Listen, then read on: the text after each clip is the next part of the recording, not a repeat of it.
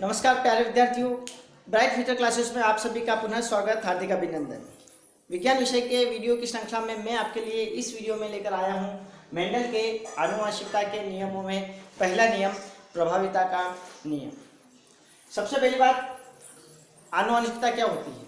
आनुवंशिकता का मतलब माता पिता से संतानों में लक्षणों का जाना या एक पीढ़ी से दूसरी पीढ़ी में लक्षणों का स्थानांतरण होना आनुवंशिकता कहलाता है। माता पिता के गुण संतान में जाते हैं, यह आनुवंशिकता कहलाता है। और विज्ञान की जिस शाखा में आनुवंशिकता का अध्ययन किया जाता है वो कहलाती है आनुवंशिकी। सबसे पहले इस बात का पता लगाने वाले थे sir John Grigor Mendel. Mendel ने आनुवंशिकता के नियम सबसे पहले दिए।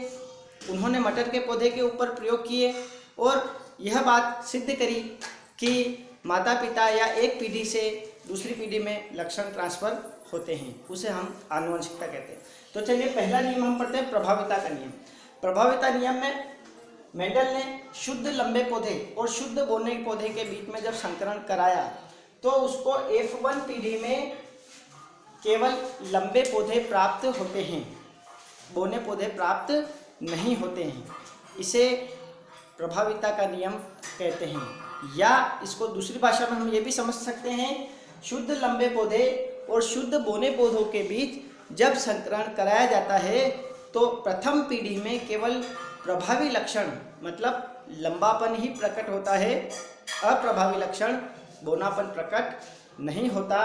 उसे हम प्रभाविता का नियम कहते हैं।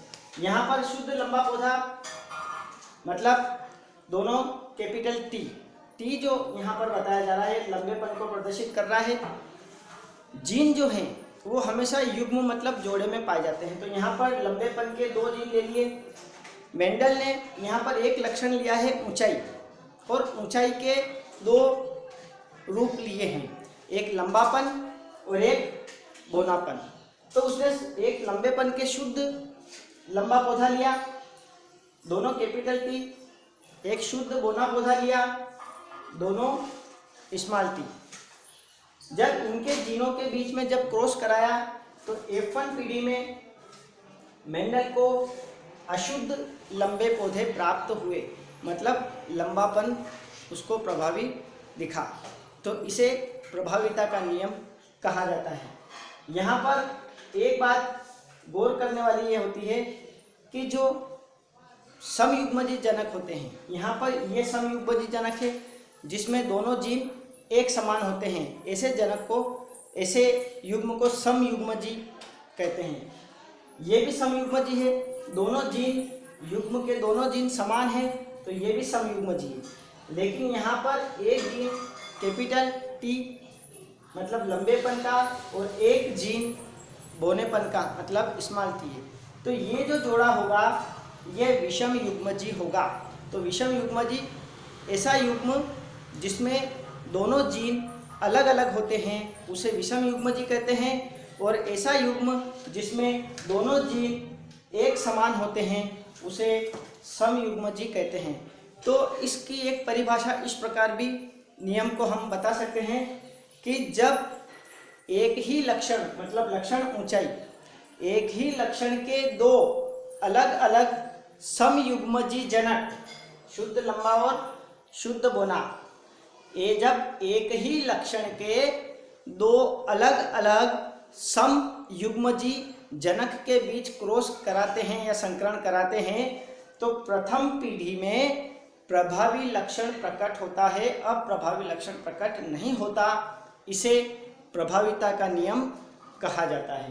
तो प्रथम पीढ़ी में हमको क्या प्राप्त हो रहे हैं? अशुद्ध लंबे पौधे, या साधारण भाषा में हम ये भी लिख सकते हैं शुद्ध लंबे पौधे और शुद्ध बोने पौधों के बीच अगर संकरण कराएंगे तो प्रथम पीढ़ी में केवल लंबे पौधे ही प्राप्त हमको होते हैं, बोने पौधे प्राप्त नहीं होते। इसको भी हम प्रभाविता का नियम कह सकते हैं।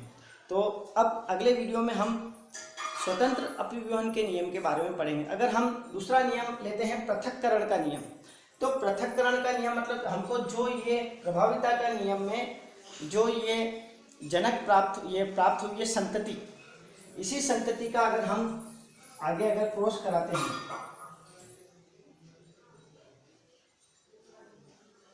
ये, तो पहले ब्लॉक में दोनों कैपिटल टी, इसका इससे क्रॉस हो जाएगा, इस टी का इससे कराएंगे तो कैपिटल टी और स्मॉल टी, इस छोटे टी का बड़े टी के साथ कराएंगे तो कैपिटल टी और स्मॉल टी। अब ये टी और ये टी, ये दोनों ब्लॉक भर देंगे।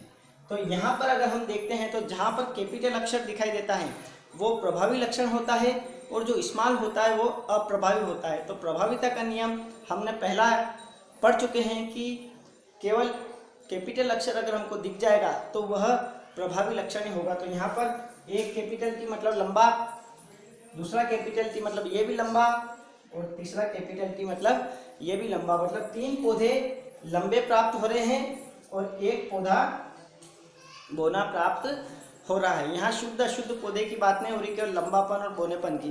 तो 3 लंबे और बोने पौधे हमको प्राप्त हो रहे हैं F2PD में।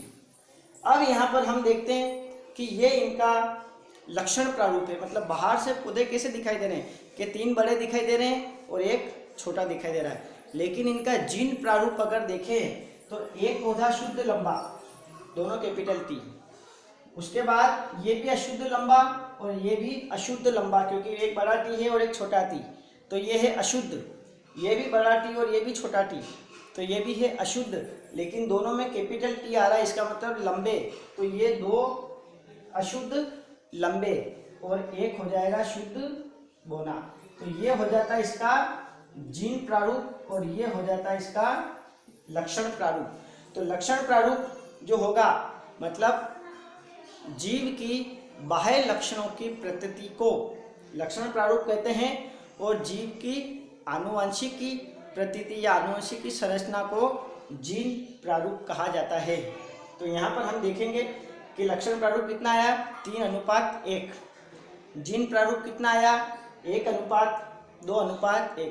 तो इस प्रकार इस वीडियो में प्रभाविता का नियम और पृथक्करण का नियम, दोनों ही नियम हमारे कंप्लीट होते हैं। ये वाला पोर्शन पृथक्करण का नियम है कि युग्मकों का F1PD में अलग होना और F2PD में वापस साथ में आ जाना, इसे पृथक्करण का नियम भी कहा जाता है। यहाँ युग्मक साथ में आ गए, ये दोनों यहाँ पर दोनों अलग हो गए थे, यहाँ पर दोनों जीन कैपिटल टी साथ में आ गए हैं, यहाँ पर दोनों स्मॉल टी भी साथ में आ गए हैं। तो युग्मकों का अलग होकर वापस साथ में आना, इसको युग्मकों की शुद्धता का नियम भी कहा जाता है। तो साथियों, कैसा लगा आपको ये वीडियो? अगर अच्छा लगे तो अपने मित्रों से प्ले स्टोर पर जाकर ब्राइट फ्यूचर क्लासेस को डाउनलोड करिए और साइन अप करिए। Thank you very much.